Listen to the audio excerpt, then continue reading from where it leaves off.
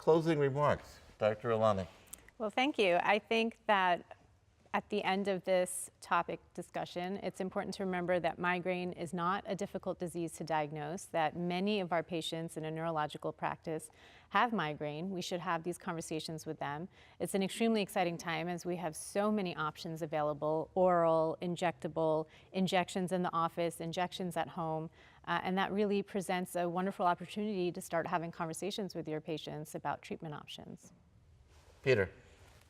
It's an incredibly exciting time. I mean, migraine's a disorder of the brain. Neurologists look after brain disorders. Migraine's the commonest neurological cause of disability on the planet and the second commonest cause of years lost to disability of any condition on the planet. And the opportunity to make people who've just had their lives ruined, to turn it around and make people better, that's what I got into medicine for. It is a beyond exciting time to be in neurology. Stu? It's a watershed moment.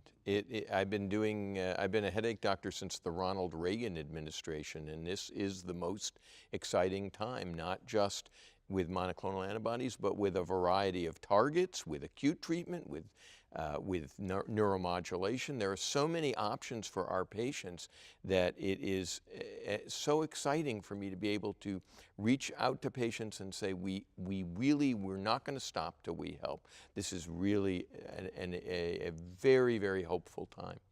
David?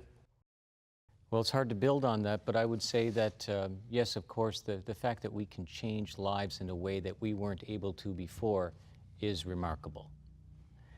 But above and even beyond that, this is going to legitimize the biology of an illness that for a long period of time has been stigmatized as a psychosomatic illness of neurotic people.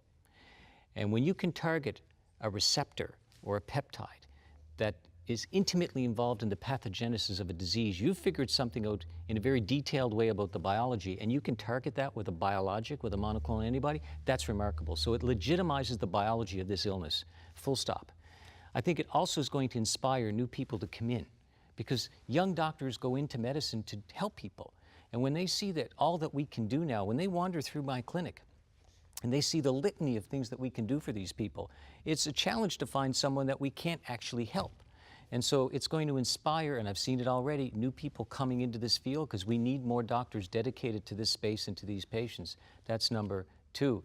And then number three, just as the triptan era taught us a lot about serotonin receptor pharmacology, and now we've engineered molecules that come out that are triptan-like, but avoiding the vasoconstrictor part of it.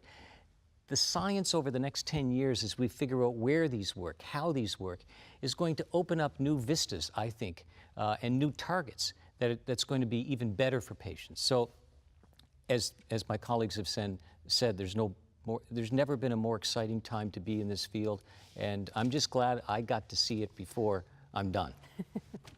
I have one last comment. We often have students or other doctors coming in and spending time with us, and patient come in, I've been around for a while, I've been seeing for 20 years, comes in, they're doing well, they come in once a year to say, and should I tell the patient, tell my guest what you were like? Yeah. And they said, when I came here originally, I had headaches every day, I had no life, and now I've got my life back. I almost cause taking care of headache patients like resurrecting the dead. That's what we do. We bring people back to life. Thank you.